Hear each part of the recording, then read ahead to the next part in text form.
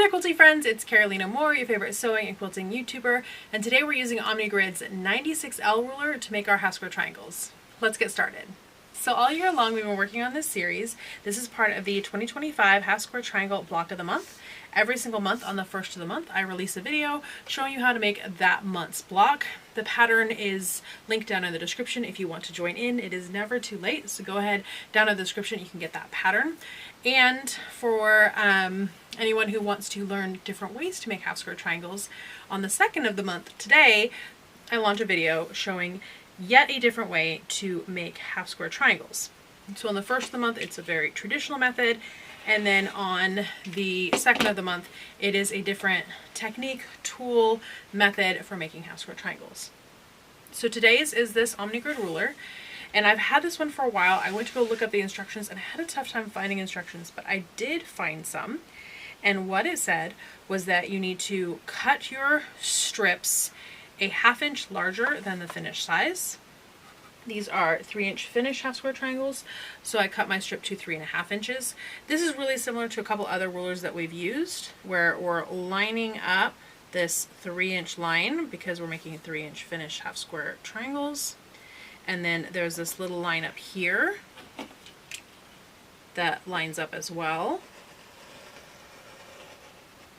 And we're going to cut. Now if we want to make this even easier to see, this little line up here is too small for a spot-on dot, but this 3-inch line, we can definitely put a couple spot-on dots here so that we can see our line. Now we're going to turn our ruler upside down, again lining up the cut edge, this line and this line.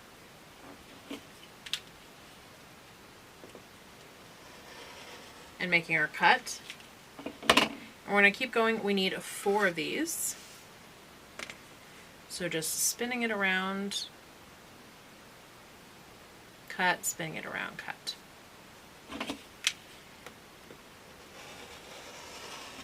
And the fabric isn't lined up on the mat, so don't worry about the lines on the mat. I'm just worried about the lines on the ruler lining up with the fabric.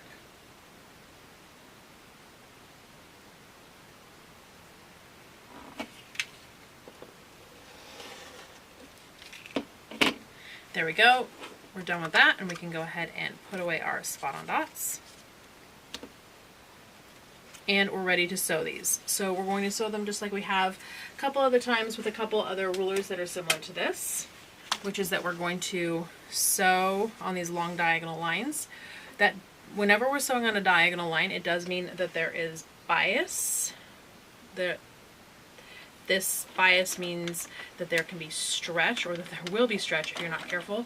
So we want to handle these really, we don't want to be pulling or pushing on these pieces of fabric, and really just let them guide their way right through. And we're sewing these with our 1/4 inch seam allowance.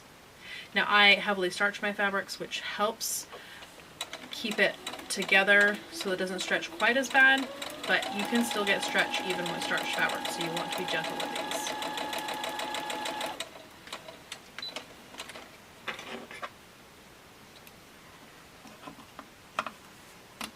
We're going to go ahead and cut these apart and then press towards the dart.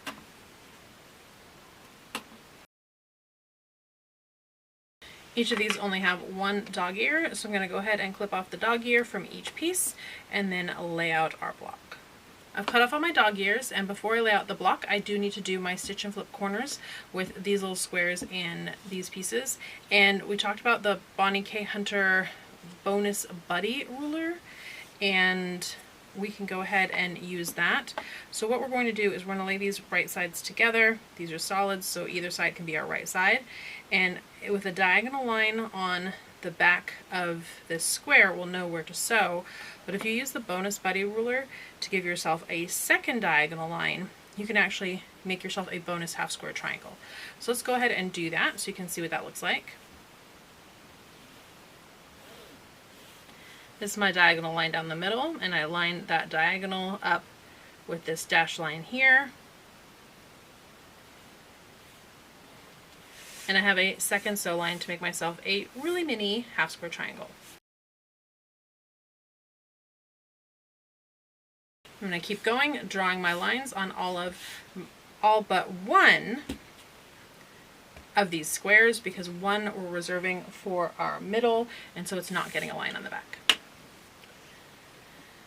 So now we can place these right sides together with our rectangle pieces, and we can sew on the long line, and then we're going to go ahead and sew on the short line, and we're going to do one on each side. They need to look like peaked roofs as we're putting them together. And now we can go ahead and trim off these stitch and flip corners, which at the same time makes us that little bonus half square triangle. Now we can press all these towards the dark.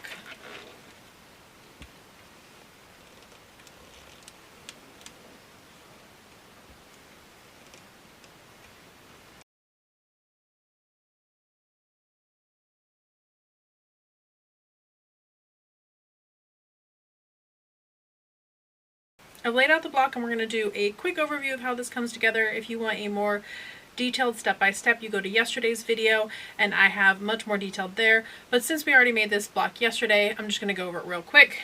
I already attached these pieces to these outsides, and so now this is basically a 9 patch, 1, 2, 3, 4, 5, 6, 7, 8, 9, but obviously I need to make this center first. So I'm going to sew these 3 together, press the seams out, sew the top and bottom on, press the seams out, and then I can put this together like a regular 9 patch. So I'm going to go ahead and do all that.